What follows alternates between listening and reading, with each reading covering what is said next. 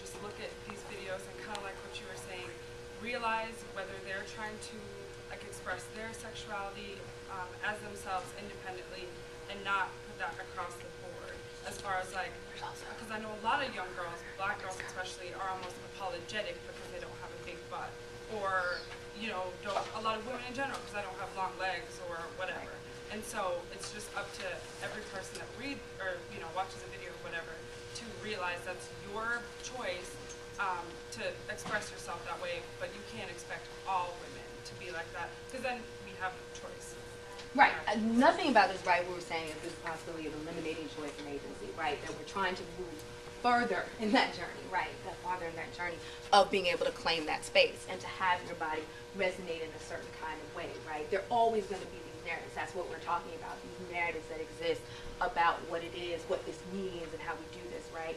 But I think it's also about us as consumers of this to be critically engaged with what we're watching, right. That's why media studies become so important and so integral when we think about these and these kind of interdisciplinary projects where we're watching media critically, right, where we're aware of the histories of these bodies, the histories of the dynamics these bodies face when they're presented in public spaces, right, because all of these bodies have certain kinds of consequences and histories that intersect and get remade and get recreated and get repackaged, right, but that does not foreclose the possibility of agency, right, in doing or in saying that all of those narratives make it impossible to assert agency, right, that in fact eradicates agency just as much as those narratives, right, by foreclosing that possibility.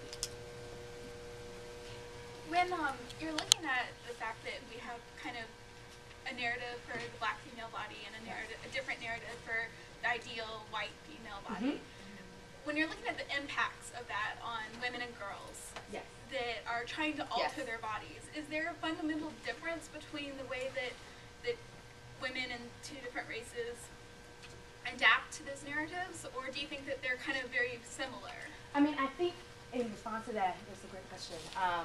These narratives are equally damaging in certain kinds of ways, right? That goes back to this notion of standards, right? That, yes, now we have these alternative magazines for black bodies to consider and consume, but as we just saw, you know, someone dying to try and achieve that particular standard is not also what we're going for, right? That the ideals, the notion of ideals or feminine beauty standards is what's problematic, right? That's what's problematic at its core, right? That somehow there are these disparate communities, right, that seemingly are doing kind of two different ways of what the feminine ideal is, but it still traps women, right?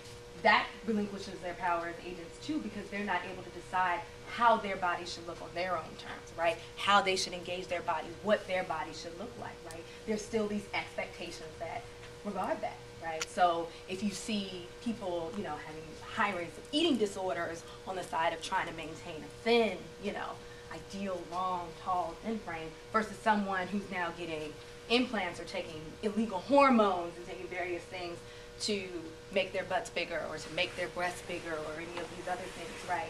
That both of them speak to a larger issue of what it means to even have a feminine ideal, right? And that's still very much so caught up in a very kind of heteronormative perception of female bodies, right? It still doesn't even leave space to consider a whole host of possibilities for the body, right? That in and of itself is very limited.